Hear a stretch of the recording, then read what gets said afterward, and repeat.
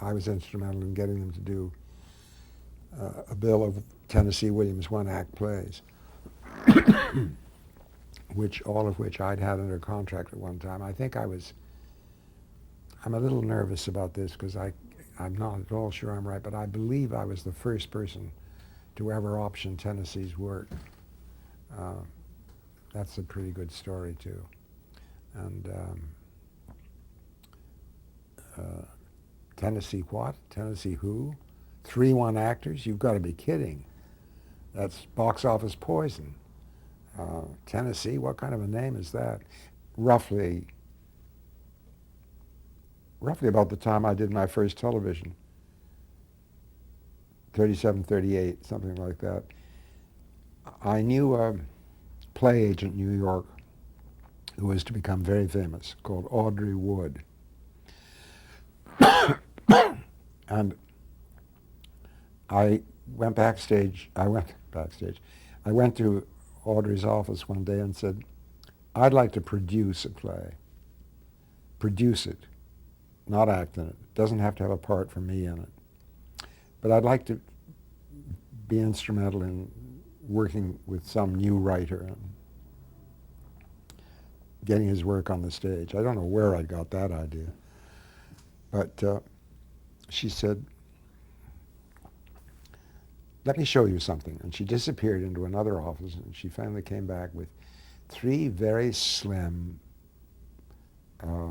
manuscripts bound in blue, I remember.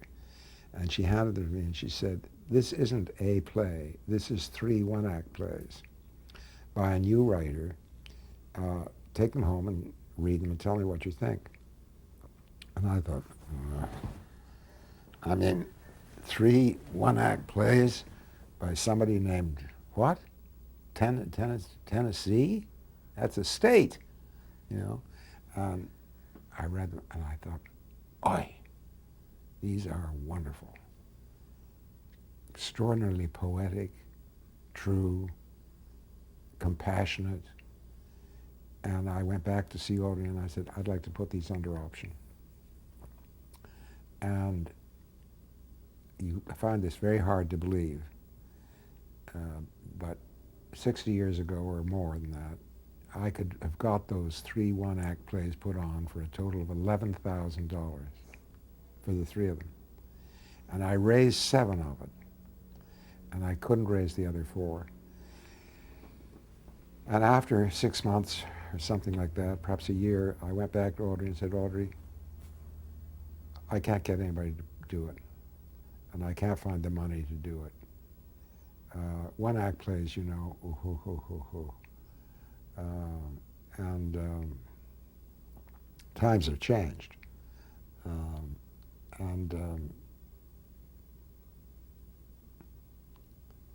She said, Hume, you never stop working. You can afford to carry these plays longer.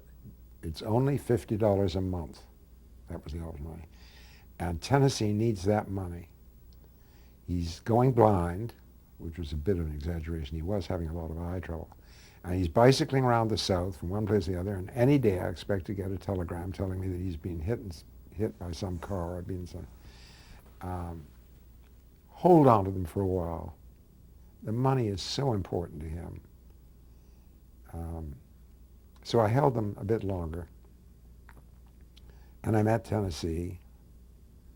And eventually I gave up on them. And then years later, in the 40s, when I joined the lab, I suggested this bill of one-acts and directed Jessie in one of them that I thought was particularly suitable. And that caused a great stir. And I paid another visit to New York after she'd opened in that and went in to see Audrey, who said, Tennessee's written a new play. Would you like to see it?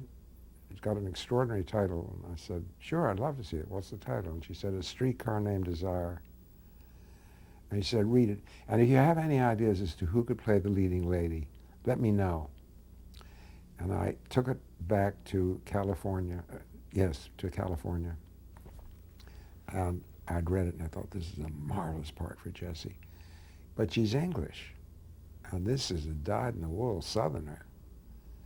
And so Audrey knew all about Jesse's Triumph and Portrait of Madonna, but Kazan was going to direct this film, this play.